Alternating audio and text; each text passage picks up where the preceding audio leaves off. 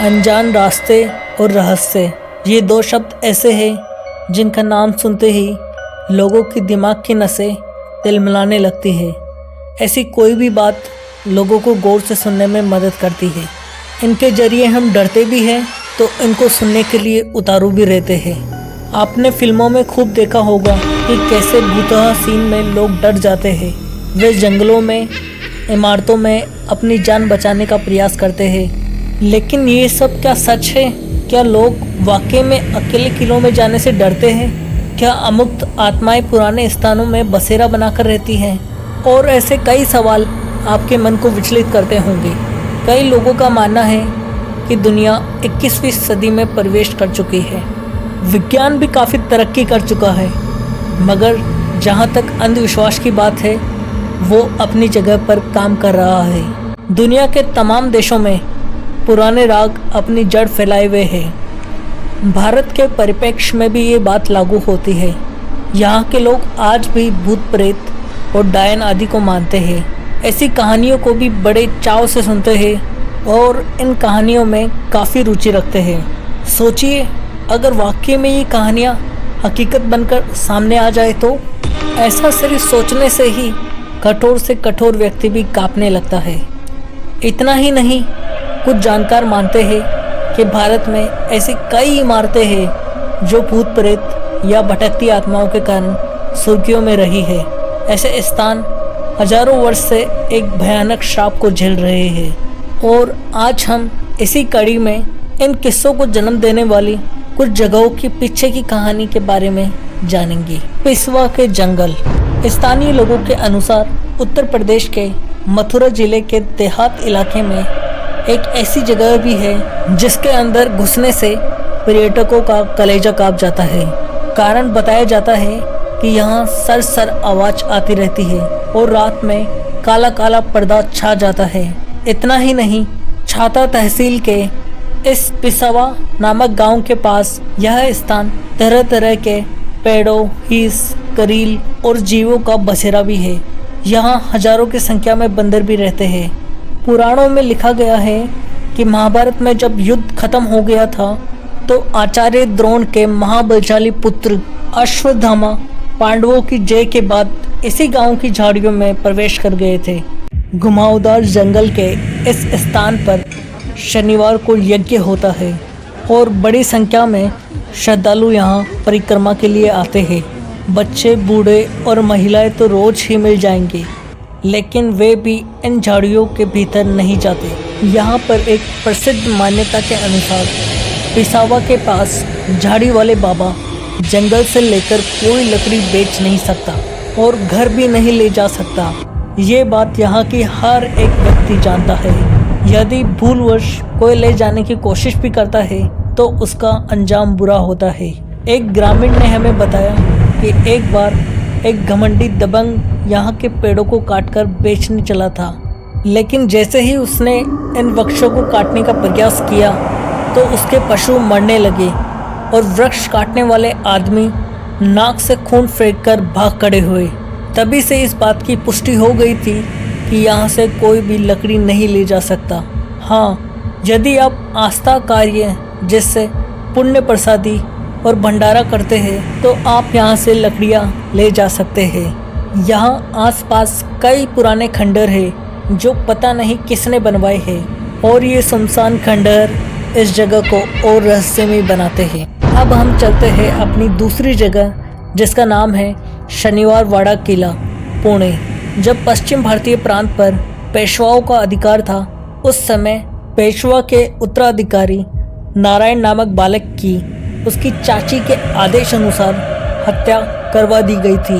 अपनी जान बचाने के लिए नारायण पूरे महल में घूमता रहा, लेकिन फिर भी उसके हत्यारों ने उसे ढूंढकर मार डाला।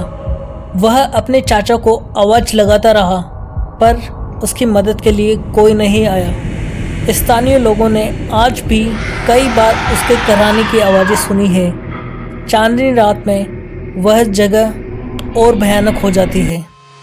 और इस कड़ी में आती है हमारी तीसरी जगह, बेडोंग सुरंग नंबर 33, हिमाचल प्रदेश। इस सुरंग का निर्माण एक अंग्रेज इंजीनियर बेडोंग ने करवाया था। इसलिए इसे बेडोंग सुरंग भी कहते हैं। बेडोंग सुरंग के साथ एक दर्द भरी कहानी जुड़ी है। कहते हैं कि इस सुरंग को बनाने वाले अंग्रेज इंचार्ज बेडोंग ने एक बड़ी भूल कर दी थी। एक बार में उसने दोनों ओर सुरंग बनाने का कार्य शुरू कर दिया था। अंदाजे की भूल से सुरंग के दोनों छोर मिल नहीं पाए, जिसके कारण उन पर 1 रुपये का जुर्माना किया गया। कहते हैं कि इस चूक में वो इतना दुखी हो गए थे कि एक दिन वो अपने कुत्ते के साथ सैर पर जाते हुए स्वयं को गोली मारकर आत्महत्या कर ली और आज भी उनकी आत्मा उस सुरंग में भटकती है। अब हमारी अगली जगह है डाउहिल, खुर्शियांग, पश्चिम बंगाल। खुर्शियांग पश्चिम बंगाल के दार्जिलिंग जिले में स्थित एक हिल स्टेशन है। इसकी दार्जिलिंग से दूरी 32 किलोमीटर है। इसकी ऊंचाई 4864 फीट है। खुर्शियांग का स्थानीय नाम खरसांग है, जिसका मतलब होता है सफ़ेद आर्किड की भूमि। खुर्शियांग मुख्यतः अपनी बोर्डिंग स्कूलों और पर्यटन के लिए जाना जाता है, पर खुर्शियांग से लगती हुई डाउहिल एक मिस्ट्री से जुड़ी हुई है, जो कि इसे भारत की टॉप मोस्ट हॉन्टेड प्लेस की लिस्ट में शामिल कराती है। डाउहिल के जंगलों में बड़ी संख्या में आत्माएं रहती है। इस जंगल में इधर उधर इंसानों की हड्डियां दिखाई देना आम बात है, इसलिए यहाँ के वातावरण में अजीब सी सिरहन और दर्द महसूस होता है। इसके अलावा यहाँ के स्थानीय लोगों का कहना है कि दिसंबर से मार्च तक की छुट्टियों के दौरान उन्हें विक्टोरिया बॉयज़ स्कूल में पैरों की आहट सुनाई देती है। एक लकड़हारे का तो यहाँ तक कहना है कि उसने जंगल में एक युवा लड़के की सिर कटी लाश को चलते हुए देखा था, जो कुछ दूर जाकर पेड़ों में गायब हो गई। वैसे ही सर कटी लाश वाली बात काल्पनिक ज़्यादा लगती है, लेकिन डाउहिल के जंगलों में जाने वाला कोई भी शख्स इस बात से इनकार नहीं कर सकता कि ये जगह हॉन्टेड है, क्योंकि यहाँ का एहसास बहुत डरावना है। अब अगली जगह अग्रसेन की बावड़ी, कैनॉट प्लेस, दिल्ली।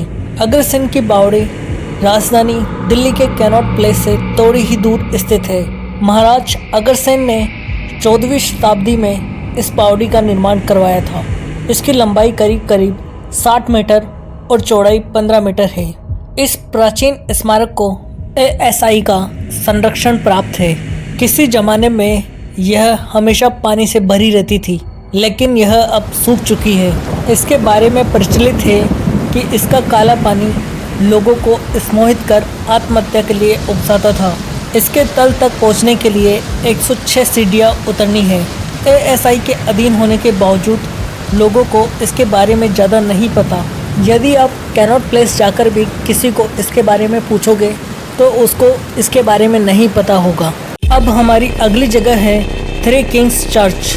कहते हैं कि गोवा के किंग्स चर्च में 3 पुर्तगाली राजाओं की आत्माएं भटकती है और कई बार चर्च में आए लोगों को इनकी मौजूदगी का एहसास होता है। यहाँ के लोगों का कहना है कि किसी समय यहाँ 3 पुर्तगाली राजा हुआ करते थे। इनमें से वर्चस्व को लेकर अक्सर लड़ाइयाँ होती रहती थी। एक बार होलगेर नाम के एक राजा ने अन्य दोनों राजाओं को चर्च में आमंत्रित किया और धोखे से जहर देकर मार दिया। जब लोगों को होलगेर की इस करतूत का पता चला तो उन्होंने इसके महल को घेर लिया। जनता के आक्रोश को देखकर तीसरे राजा ने आत्महत्या कर ली। तीनों राजाओं के शव को इसी चर्च में दफना दिया गया। इसके बाद से ही इस चर्च में ऊपरी ताकतों का निवास माना जाता है।